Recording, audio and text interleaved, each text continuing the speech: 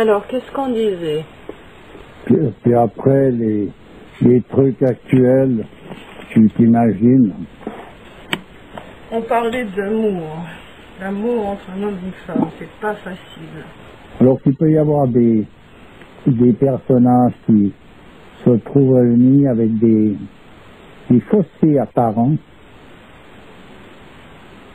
infranchissables, et qui se retrouvent parce qu'il y a quelque chose. C'est ailleurs que tout ça se passe, tu comprends. C'est pas dans ce que le monde moderne, le monde moderne dans son ensemble parle d'amour. Non. Disons, mais ça crée quand même des émotions tellement fortes. Oui, mais ça, si tu tombes depuis le 3e étage aussi, hein, ça crée c'est sûr, tu sais, des émotions fortes, il n'y a pas de problème. Hein. Tu veux dire, ça veut pas dire que c'est forcément bien. Ça n'a rien à voir avec quelque chose de bien. Oui, non. L'émotion forte. Cet aspect-là, s'il existe et qu'il a quand même sa valeur, non? Et il a sa raison d'être. Mais ça, présent sa valeur réelle, il faut la chercher.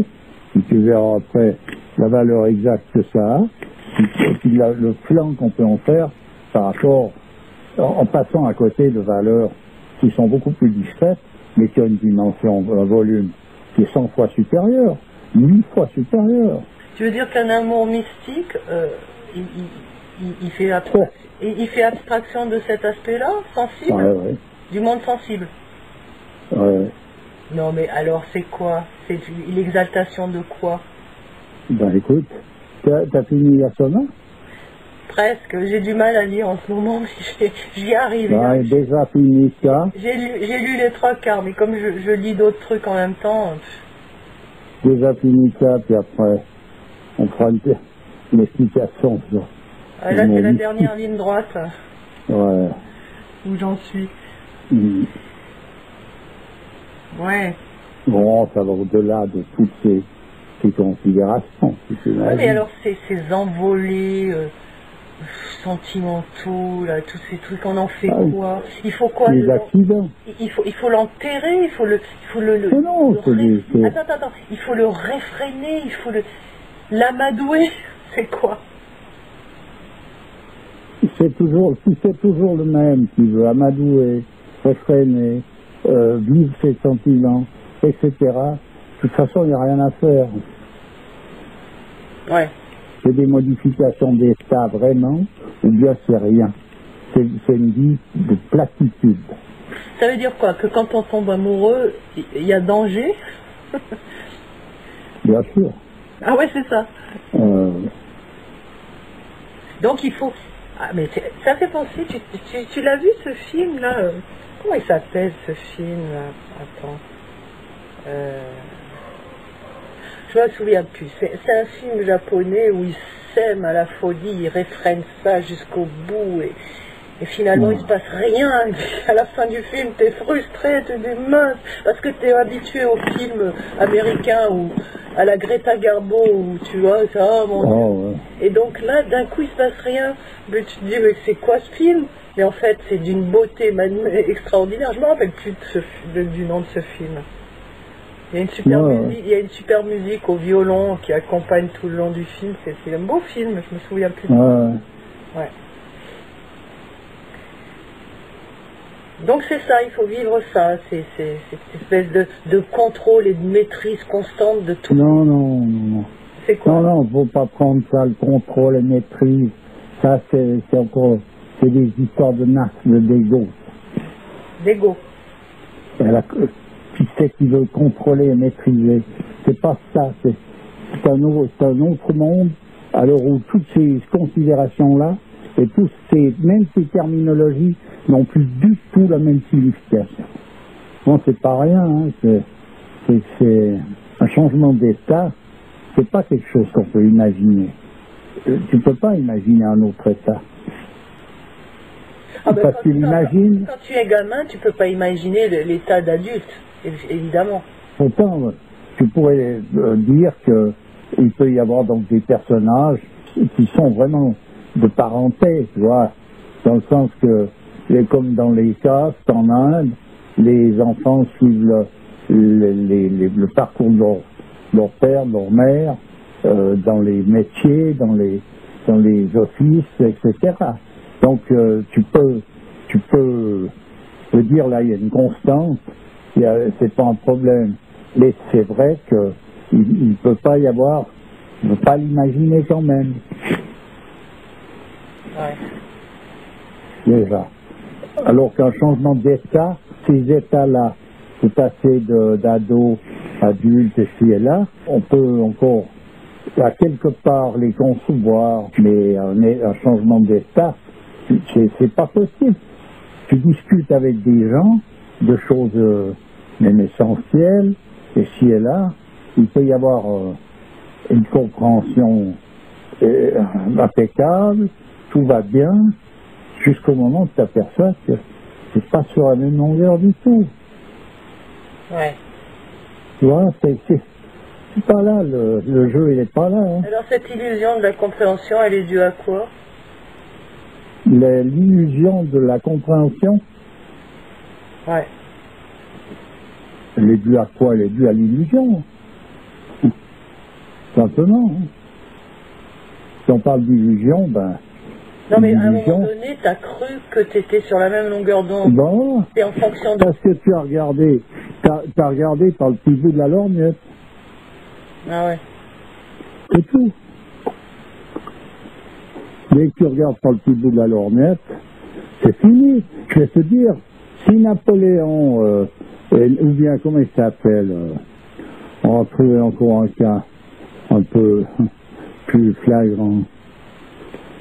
Hitler. Ouais, admettons que Hitler soit né la même année que le Marifi. Ouais.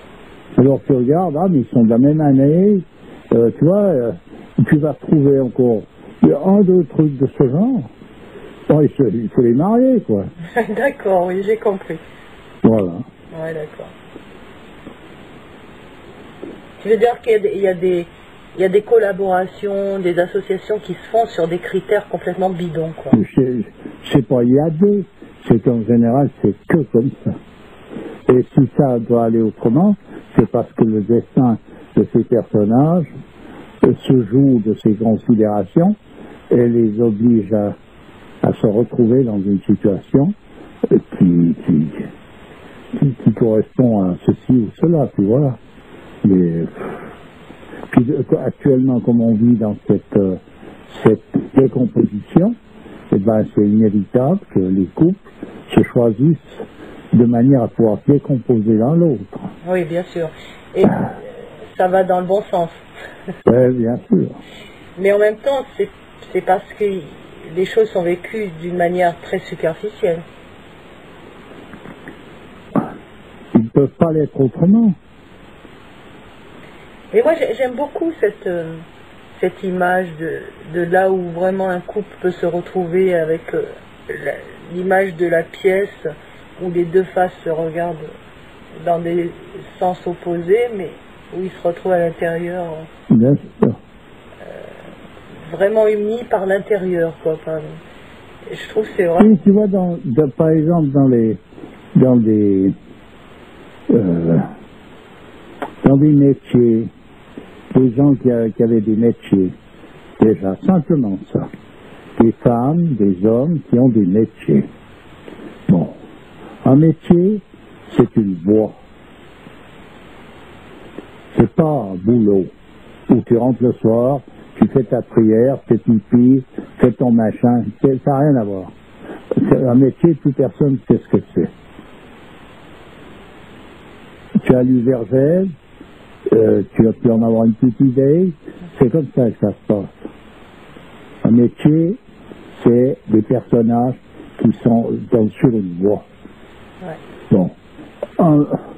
Un couple qui se retrouve avec, tu vois, dans un homme de métier, il recherche toujours cette, comment est-ce qu'il faut dire ça?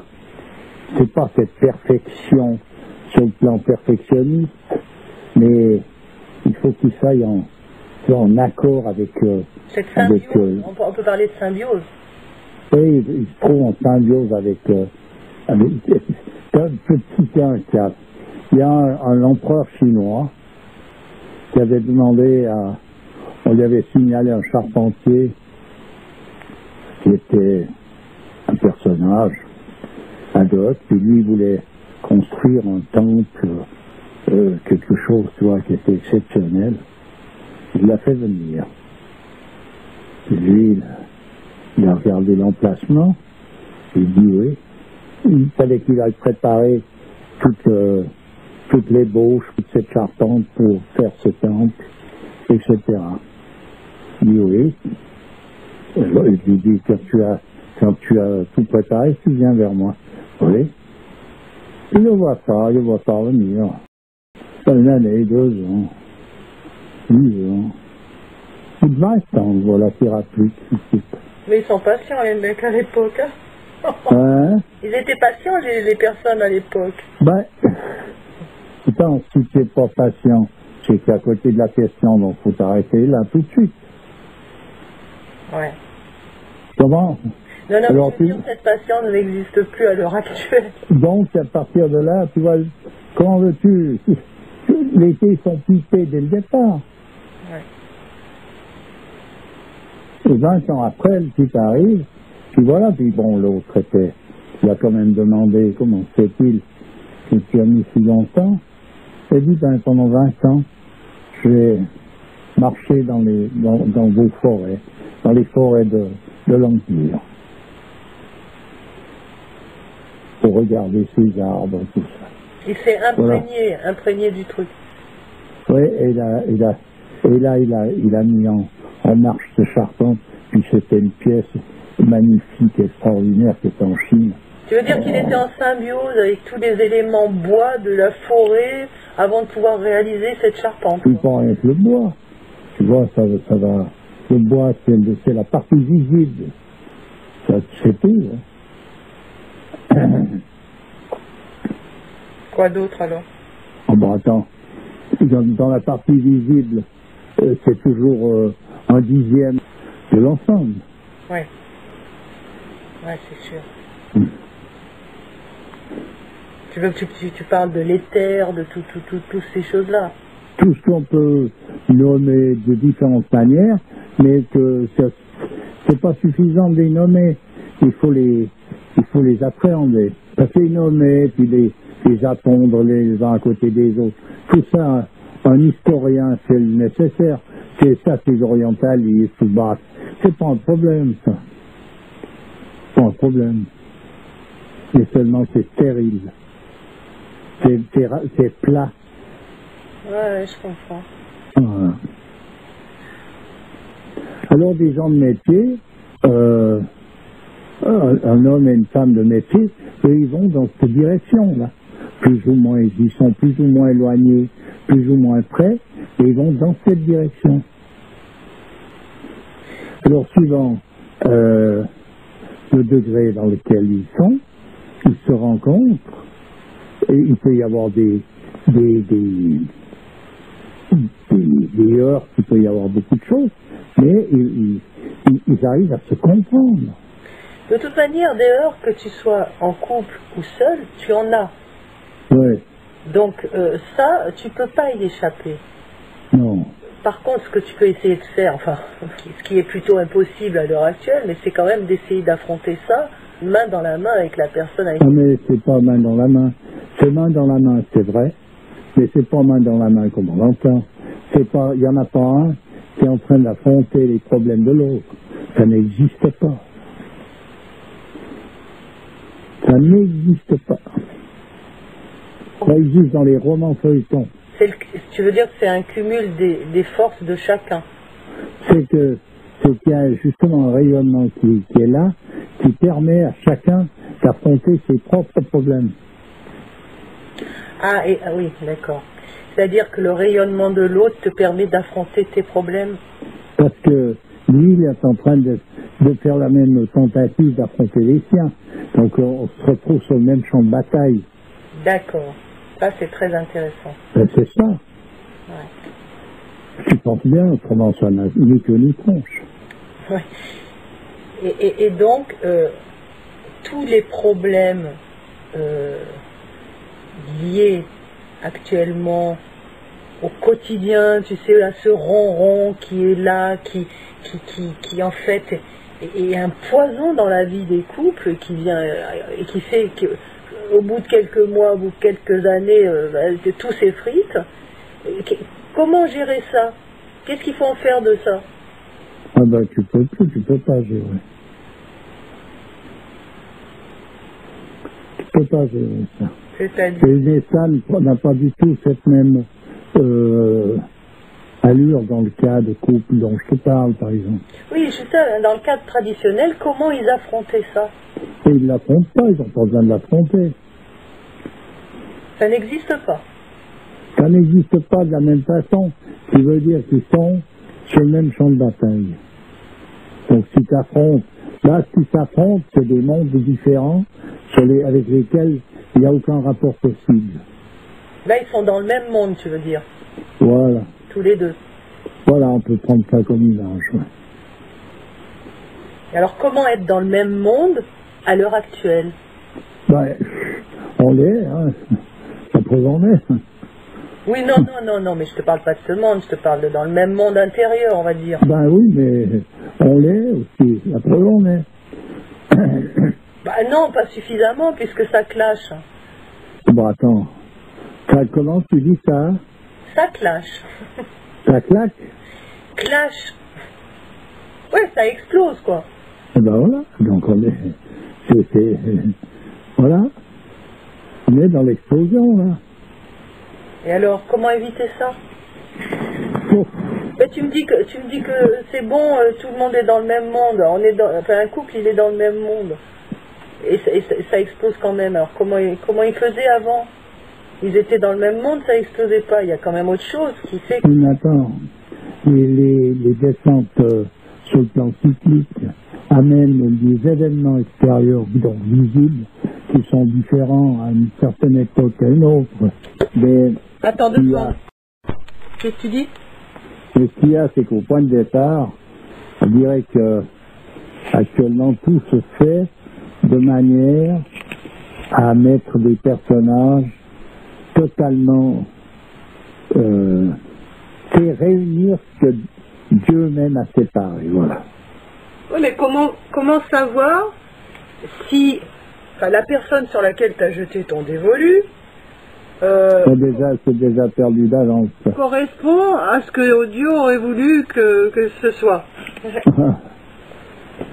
Tu t'imagines, hein? Correspondre à la personne que Dieu aurait voulu pour toi. Comment savoir? Tu vois, hein, c'est une difficulté, là, on est d'accord. Vraiment. Eh ben oui. Parce qu'il faut déjà essayer de la résoudre. Alors, on n'a pas toutes les clés en main, malheureusement, de moins en moins. Et les choses sont de plus en plus dures à résoudre. Alors, tu vois, c'est pas évident. Hein. Et puis en même temps, c'est pas vrai, puisque la miséricorde dépasse la rigueur. Ah bah, oui, mais d'accord, mais... Donc c'est pas plus difficile à résoudre à un moment qu'à un autre. Bah, la preuve que si, puisque tout explose. Oui, mais parce qu'on fait tout pour ça. Donc on a une responsabilité. Bon, tout... Attends, moi je pensais qu'on subissait quand même nos destinées. Oui, de toute manière. C'est là où je te dis la difficulté entre ça et ce qu'on pourrait appeler le libre arbitre, se croisent et sont difficiles à déterminer. Ah bah ça on l'a compris, hein, le nombre de fois où on a parlé de libre arbitre et de destinée. Et on l'a compris dans les grandes lignes, c'est-à-dire on l'a compris d'une manière qui est proche de celle de, on pourrait dire, qui peut émaner du principe dans le sens d'une explication. Mais après, pour la pratique des choses, c'est la mise en pratique qui est nécessaire. Non, ce qu'on a compris vraiment, c'est qu'il y a une difficulté justement à comprendre et à percevoir réellement ce que représente le destin et le libre arbitre. Ça, on l'a et chaque fois que quelqu'un, en principe, chaque fois qu'il croit avoir trouvé, il se retrouve à côté. Hein. Parce que c'est déjà, oui, tout a l'air collé, tout d'un coup, pof, il y a un schmilblick, là. Donc on n'a pas toutes les clés quand même. Hein. On n'a pas toutes les clés. Il ne faut pas se sentir lésé de quelque chose parce que on part pas dans la bonne direction. Oui, non, bien sûr. Mais ce que je veux dire, c'est que on n'a quand même pas toutes les clés en main pour résoudre les problèmes face auxquels on est confronté. C'est une façon de parler qui peut se justifier, mais qui n'est pas, ça va pas. Ça voudrait dire que si vraiment on se retrouve dans des situations d'une telle précarité, c'est qu'il y a une injustice. Alors donc, ça veut dire que cette précarité-là, elle est quelque chose par laquelle il faut aussi passer. Oui, mais moi, il y a peut-être injustice, mais je ne dis pas qu'elle vient de Dieu, tu vois, elle vient sans doute de l'homme. Tu vois, c'est l'homme qui en est arrivé à... Non, mais à un moment donné, si tout est orchestré par la destinée, c'est pas... Il y a quelque chose, il y a un emplacement où je te dis, il faut faire attention à savoir où est l'injustice, ou bien, tu vas savoir qu'il n'y a pas d'injustice, il y en a point d'injustice. Oui, c'est sûr. Mais c'est pas toujours évident à percevoir. Oh ben ça, c'est autre chose. Tu vois, ça c'est clair. Ça, faut toujours faire la différence entre déjà celui qui regarde si la chose a regardé. Ça, c'est sûr que c'est diamétralement opposé, souvent. Bon. Parce que bon, les gens qui sont dans une extrême précarité, les gens qui sont confrontés à des violences extrêmes, même en Occident, tu vois, où on est quand même assez gâté par rapport à tout un tas de problèmes qu'on n'a pas, on est confronté à des problèmes psychologiques, de stress. Ceux qui ont cette violence extrême, ils sont aussi confrontés à des problèmes psychologiques. Parce qu'il faut gérer cette violence, ce drame de l'existence. Tu crois qu'ils ont le temps de se poser des questions? Et attends, même s'ils n'ont pas le temps, ils sont obligés de le prendre.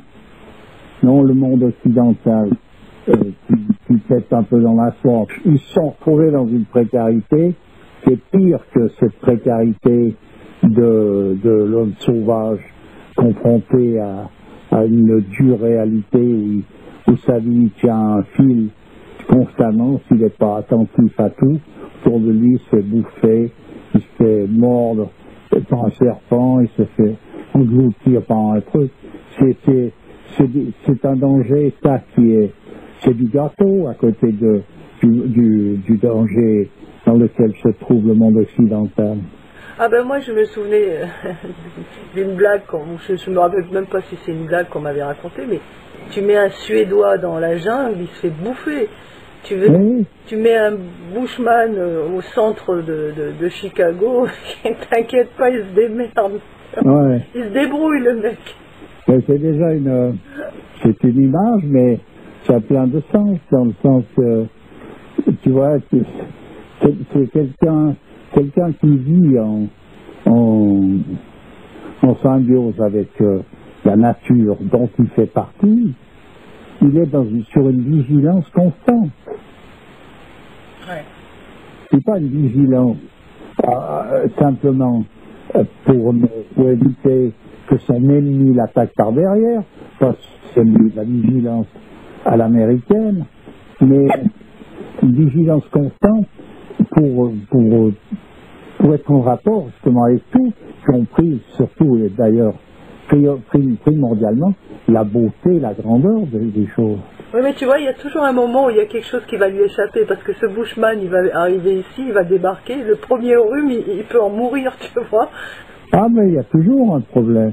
Mais je veux dire, là, le monde occidental moderne, avec tout son progrès prétendu, il s'est réduit à une impuissance complet, c'est-à-dire que c'est un paralytique. C'est qui accroît sa science, accroît sa douleur.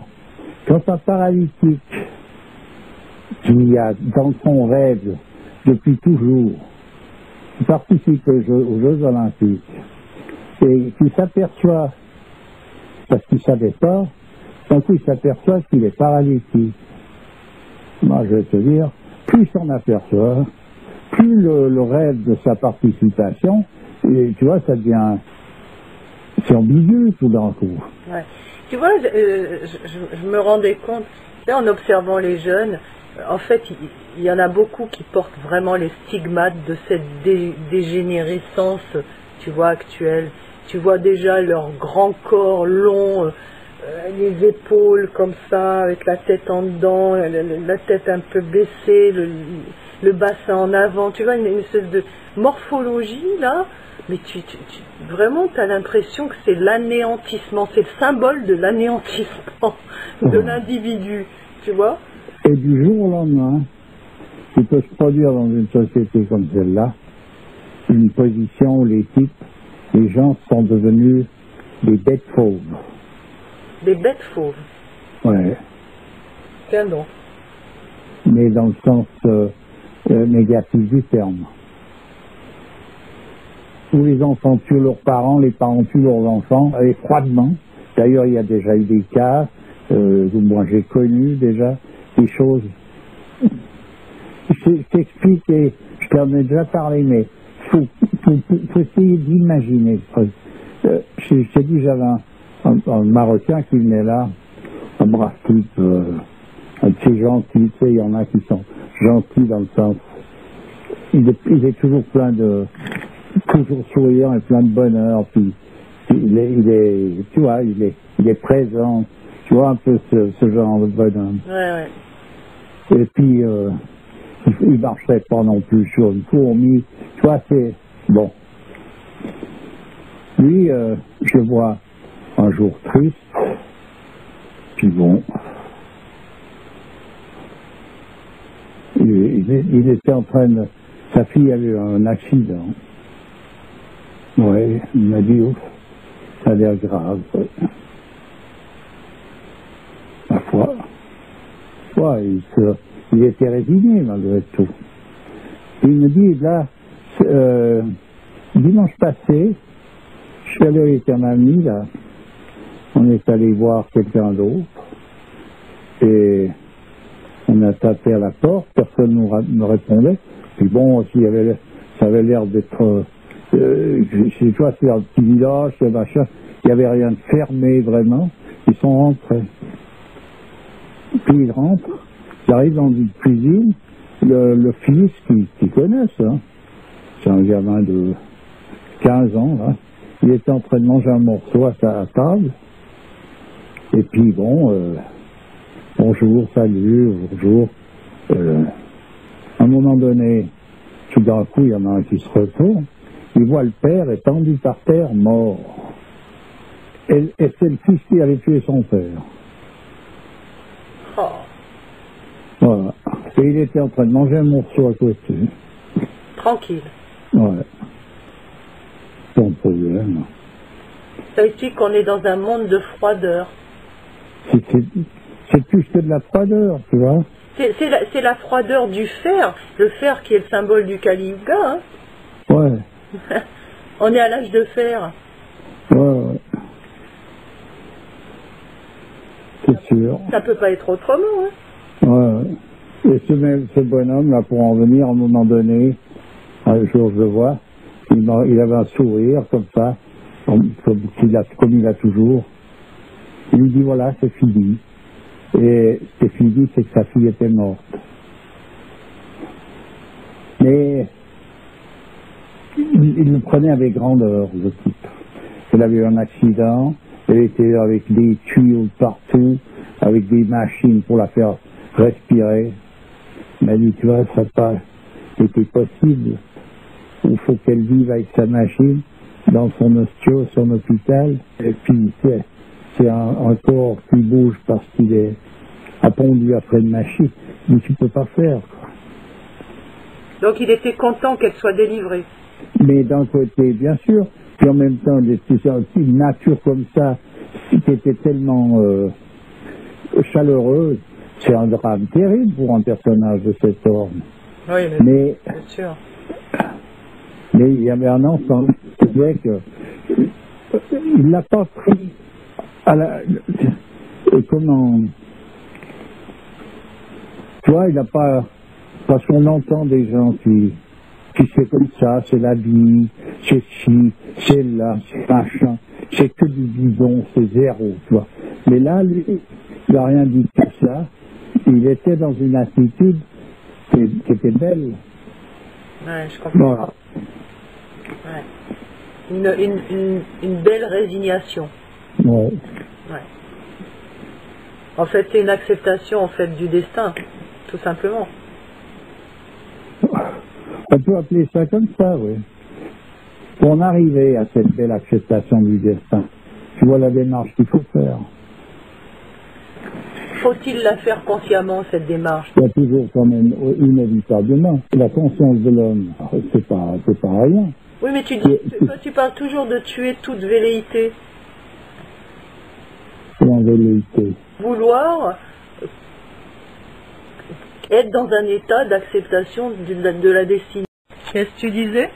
Comme la petite là est religieuse, ce qu'elle voulait, elle dit, je vais être une sainte. Ah oui, donc la volonté de quelque chose, on peut l'avoir. Alors, à partir de quel moment ça devient une velléité? C'est ça, alors, la question. Mais à partir de quel moment tu peux t'apercevoir qu'il s'agissait d'une velléité simplement, c'est que à partir du moment où tu veux être là, comme elle veut être une sainte, tu te retrouves au pied du mur avec la trajectoire à parcourir. Une velléité, c'est déterminé par le fait que ce que tu veux être n'est pas quelque chose de glorifiant par rapport à Dieu. C'est-à-dire, par exemple, vouloir devenir chef d'entreprise, ou je ne sais quoi, c'est une velléité, alors que vouloir devenir un saint, c'en est plus une à partir du moment où c'est plus valorisant, quoi. Non, c'est pas ça. C'est bien joli, mais c'est du blabla. D'accord. Tu regarde pas les mots, regarde ce qui se dégage. En tout cas, pour en revenir à ce gamin-là qui a tué comme ça froidement, la jeunesse, en fait, elle en est là, quoi. Ouais. Et c'est pour ça que tu me dis souvent que c'est les générations qui vont venir qui seront les destructeurs de cette planète. Non, mais il n'y aura plus besoin de personne. Il n'y aura pas besoin de courir après l'ennemi, les Illuminati, les tralalati, les pourrir, tout ça. Le mal, il est interne. Il est à cœur. Voilà. Tu veux dire qu'il est en nous? Bien sûr. Il s'est infiltré partout. Puis quand je dis le mal, c'est encore une chose. Je dis le mal dans le sens de la maladie, quoi. C'est cette destruction, là. Tu peux te mettre à l'abri de tout. D'ailleurs, je vais te dire une chose, tu vois, même un saint homme, tu as vu le Ramakrishna, tu l'as pas vu sur son lit de mort? Ouais. Tu l'as vu? Non, je crois pas. Il ne reste plus rien.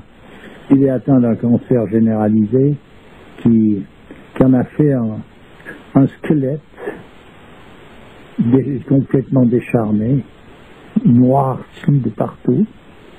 Il est là, puis entouré de ses disciples. Mais le type, tu vois qu'il reste rien, quoi. Même pas la lumière? Oh ben, la lumière, elle n'est pas atteinte par ça, mais je veux dire, tu te rappelles l'histoire de Bindu? Ah oui. Voilà. Tu vois, il y a une dimension là qu'il faut faire attention. C'est que tu te retrouves, Bindu, il voulait justement être un saint. Bon, ben alors d'accord. Donc il suit un maître. D'accord. Alors tout d'un coup, le maître, ben voilà dans quelle situation il se trouve. Eh ben, tout le monde s'est barré, pas lui. Et puis encore, bien longtemps après, où il devait laver les plaies de son maître, essayer de lui faire boire avec je sais pas quoi, il passait sa journée. Attends, rappelle-moi, parce que là, je me souviens plus trop de l'histoire.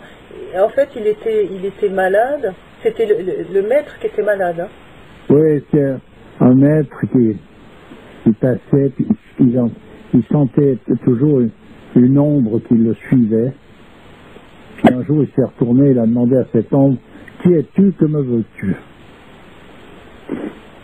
Et l'ombre lui a répondu, « Je suis la maladie. » Et dit, « Que me veux-tu » ? « Je dois rentrer dans ton corps. Et je ne peux pas rentrer dans cette vie. Faudra que tu renaisses, que je puisse rentrer dans ta vie future. » Et là, lui dit, « Non, moi je ne veux pas renaître pour ça. Alors tu rentreras là. Mais suis-moi, attends, il faut que je me rende à tel endroit. Je vais à un endroit. Et à cet endroit-là, je me mettrai à ta disposition. » Parce que la maladie ne pouvait pas y rentrer, parce que ce personnage était tellement sain, c'était impossible de rentrer. Ouais. Bon, et il fallait. Alors c'est impossible, il fallait. Bon.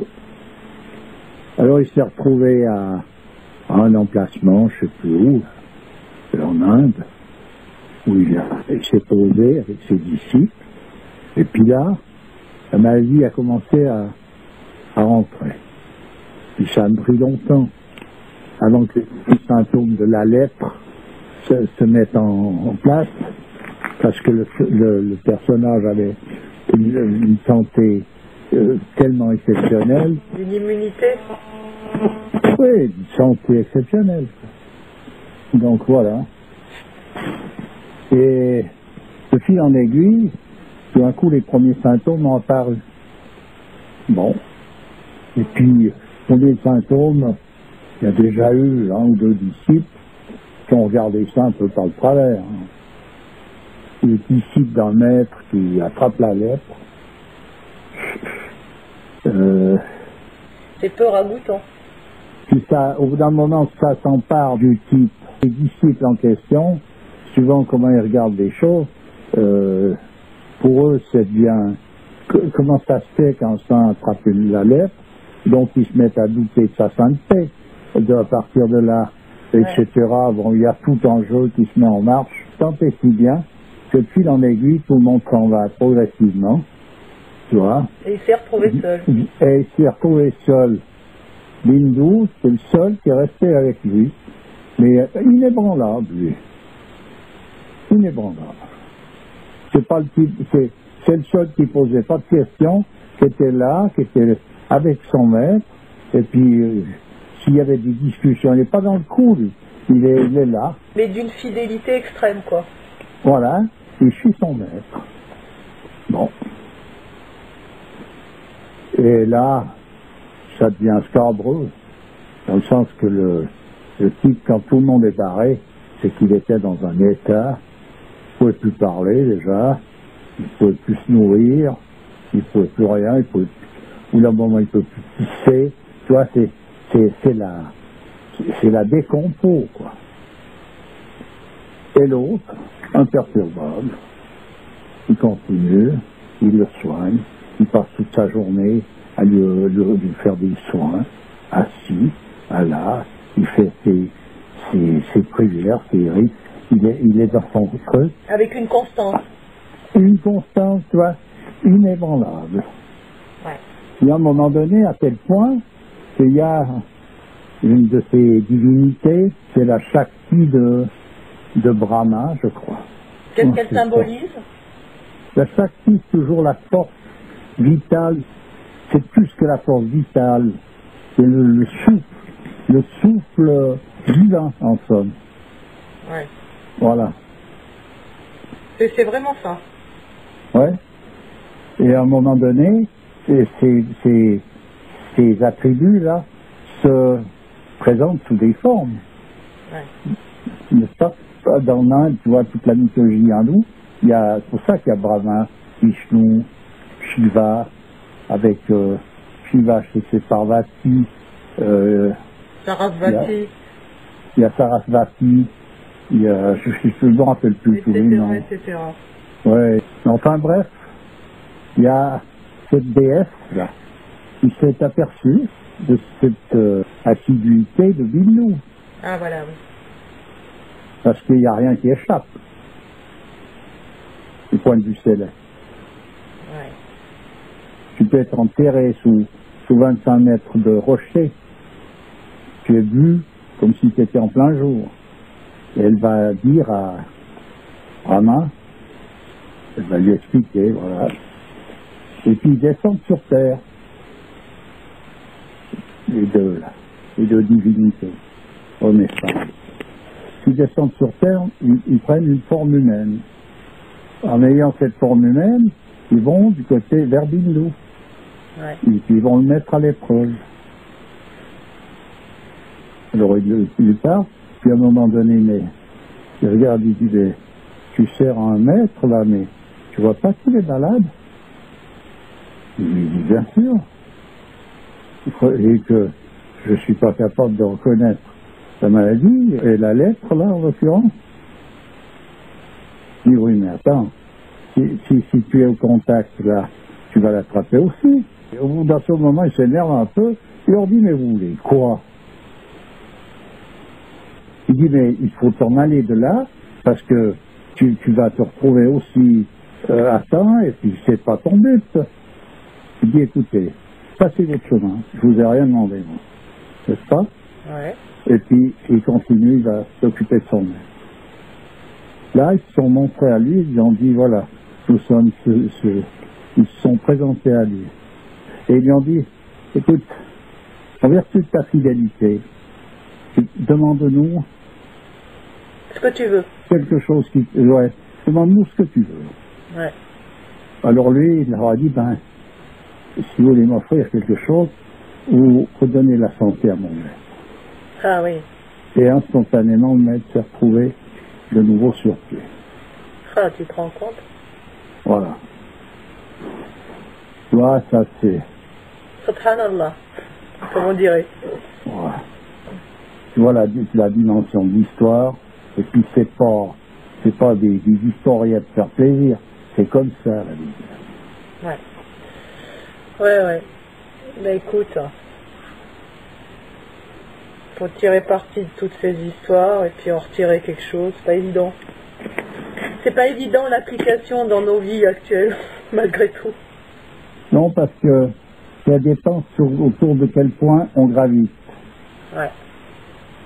Parce que de nouveau, quelqu'un peut être plein de velléités, comme tu dis. Parce qu'il veut ci, il veut ça, il veut être fidèle, il veut être fou. Mais tout d'un coup, il y a une difficulté qui se présente. Adieu. Ouais. Cette difficulté, Ouais. elle est une épreuve, et le personnage, il n'est pas du tout prêt à subir une quelconque épreuve pour arriver à tel but. Ouais. Une épreuve, c'est un emmerde. Ben oui. Bon, à partir de là, Ben oui, c'est clair. t'écartes. Donc tout le monde veut tout, mais en fait veut rien faire pour l'obtenir. Ça veut dire qu'il faut reconsidérer les épreuves à leur juste valeur. Pour arriver à accepter simplement notre existence, c'est ça, raison pour laquelle, quand tu es assez au clair pour savoir que le destin, qu'est-ce que c'est, Et quoi? de savoir qu'est-ce que le destin, tu te retrouves déjà dans une position qui te permet d'accepter ce qui t'arrive et d'essayer de le vivre le mieux que tu peux et de ne pas chercher autre chose.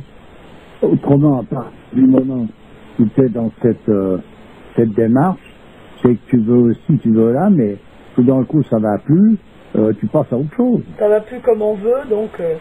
Tu passes à autre chose. Ouais. Et ça, c'est du pipeau.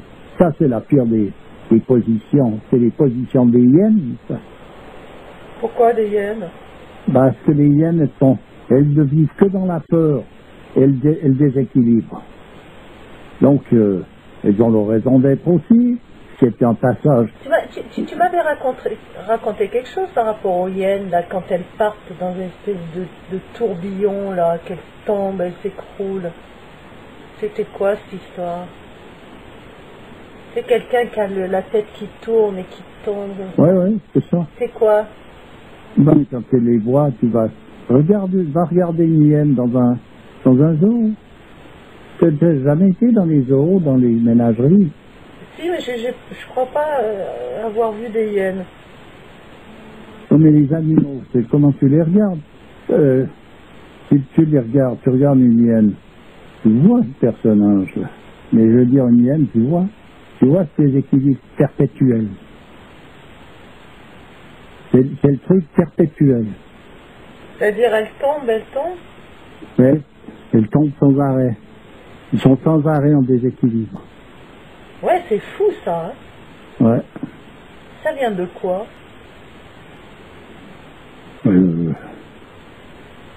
Ça symbolise quoi alors? Bah écoute. Le déséquilibre? En tout cas, de toute façon. Hein. Non mais t'as l'impression qu'elles sont frappées par le destin. Elles sont constamment traquées. Traquées. Et puis traqueuses par la même chose. Elles sont d'une peur, elles ont peur de tout, alors qu'elles sont fortes. Elles sont dangereuses pour les hommes, surtout elles sont dangereuses pour les femmes et les enfants. Les hommes, elles n'osent pas s'y attaquer. Et puis quand elles vont tout d'un coup, les enfants, elles peuvent suivre un personnage avec une femme qui s'emballe avec du baratin, puis tout d'un coup, ils ont fait une cuisse en passant, puis de courir loin dans la forêt, tu vois. Ouais, non, justement, oui, ça c'est vraiment le typique de Et puis elles ont une mâchoire tellement puissante qu'elles pourraient s'attaquer dans le fauve. Moi, la hyène, en fait, ce que je vois, c'est que elle s'attaque au moment où tu es le plus faible, quoi, voilà. Ben oui, puisqu'elle s'attaque aux cadavres, ou aux gens qui sont mourants. Ouais. Et elle les sent de loin. Quelqu'un qui est en train de claquer dans la forêt un animal, les hyènes, elles sont à 50 bornes, elles arrivent au pas de course. Ben tu vois, on disait que les... Elles les sentent pas avec le nez, hein. Ouais. On disait que les animaux représentaient les états de l'homme. Tu vois, le chien représente la fidélité, le cochon, l'impureté, etc., etc. Et bien la hyène, tu vois, ça doit représenter vraiment le côté le plus sordide de l'homme, parce que il y a des gens qui ont ce trait de caractère très développé, tu vois. Ouais. C'est-à-dire, c'est même la particularité de ce monde actuel, tu vois. C'est un monde de hyènes et de requins, si je pourrais dire. Oui, et puis il ne faut encore pas confondre les requins avec les hyènes. Pourquoi les requins, c'est quoi la différence? C'est-à-dire, c'est pas parce qu'un animal est un prédateur ou un carnivore ou tout ce que tu veux qu'il est dépourvu de noblesse. Tu regardes le lion. Tu veux dire que la hyène a une noblesse? Non, mais je veux dire que pas confondre un lion avec une hyène, alors que on est aussi dans un monde de lions, les gens, il y a du dur, ils se bouffent. Mais quand tu as en face de toi un lion qui t'agresse, je vais te dire un truc, tu fais une drôle de gueule. Hein. Oui, d'accord. Bon, oui, mais... et là, il recule pas comme la hyène, lui. Mais il y a un autre rayonnement, tu vois, le lion c'est solaire, c'est magnifique, alors que mais... une hyène c'est répugnant, quoi, d'une certaine manière. C'est répugnant. Ouais. Par contre, tout ça, c'est des considérations qui sont justes, mais sur le bout de gras, le lion, tu peux seulement lui faire bout, la hyène, oui. Elle s'en va, la hyène, quand tu fais bout. Ah ben, si tu commences à l'apostropher ou à lui courir après qu'un bâton, il se tire. Hein. Ah oui, donc il vaut mieux être face à une hyène que face à un lion. Il vaut mieux. On ne peut pas extrapoler directement de ça comme ça, et ça donne la différence. Oui, donc ça signifie quoi au juste, ça? Donc le lion est plus dangereux que la hyène, on peut dire. Ouais. Mais tu vois, ça n'a strictement rien à voir. Ah ouais, donc il faut vraiment pas se fier aux apparences. Hein. C'est pas ça, c'est qu'il faut changer d'état pour comprendre. Oui, en plus. Parce qu'autrement, c'est sans fin. Chaque fois que tu voudras classer ces choses-là dans un ordre, de toute façon, ce sera faux. Moi, je voyais, tu vois, bon, tu te rappelles, on avait évoqué un petit peu, puisqu'on parle des animaux, qu'il y a toujours l'aspect divin et l'aspect satanique dans le règne animal. On avait dit que l'abeille, c'était l'aspect divin et la guêpe, plutôt l'aspect satanique, tu vois, des choses. Oui, c'est juste, d'ailleurs. Mais il faut bien regarder tous les détails. Non, mais tout ça pour te dire que moi, la hyène, je l'aurais plutôt mis dans la catégorie satanique, tu vois. Oui, oui, bien sûr. Là, c'est un animal, vraiment, quand tu le vois, c'est sorti droit de l'enfer, cet animal. Ouais. Tu vois un peu ce qui peut nous attendre en enfer. Voilà. Qu'un lion, puisque tu parlais de lion, ça rayonne plus que quelque chose de lumineux, tu vois. Et puis tu arrives à te comprendre avec. Pourquoi? Il y a des gens qui vivent oui. dans les lieux où il y a des lions. Mon père, il connaissait du monde quand il était au Kenya, où les gens, ils ont des troupeaux de vaches et tout. Il y a des lions qui s'approchent. Ils leur courent après, ils les empêchent d'approcher, ils se chamaillent avec. Ils arrivent à se comprendre. Puis qu'avec les hyènes, c'est dangereux. Et même, par exemple, tu vois, dans le chien, je sais pas, il y a quelque chose par rapport aux chiens noirs. Dans l'islam, je sais que les chiens noirs, c'est souvent des djinns. On présente les djinns sous forme de chiens noirs. D'ailleurs, il me semble que le chien de Hitler était noir, c'était un chien noir. Hein. Ouais. Et j'avais vu une photo de lui, et quand tu vois ce chien, mais alors ça fait peur. Hein. Ouais. Le regard qu'il a, j'avais vu ça une fois sur une photo. Bah, tout ça pour dire que c'est vrai qu'il y a tous les aspects, tu retrouves tous ces aspects-là à travers le règne animal aussi. Tu retrouves tout sur tous les plans en fait finalement. Bien sûr, mais après pour arriver à faire tu peux pas classer ces choses-là, dans le sens c'est pas parce que c'est un chien et parce qu'il est noir. Voilà. Alors c'est pourquoi? C'est parce que c'est un djinn. Oui, d'accord. On peut pas être absolu là-dedans, c'est pas possible. Puisqu'il n'y a pas que des chiens noirs qui sont des djinns, pourquoi est-ce qu'il y aurait que tous les chiens blancs, parmi eux, il n'y aurait pas un djinn? Oui, c'est sûr. Oui, je crois qu'on a beaucoup diabolisé le noir, tu vois. On a voulu faire des classifications pour se satisfaire mental ou je sais pas quoi, satisfaire nos possibilités de comprendre, de compréhension, mais en fait on a dégringolé dans la superstition, dans des trucs comme ça. Ouais.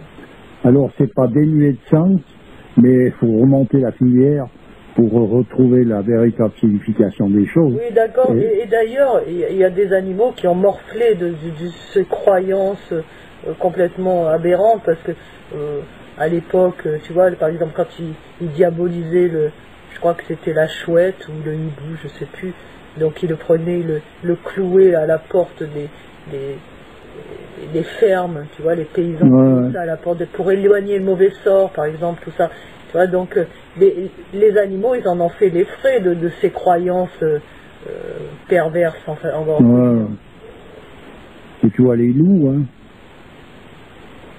Les loups, ils ont été souvent rachetés par des personnages comme tu vois Saint François d'Assise, qui s'est expliqué que le loup qui ravageait la région, là, ouais.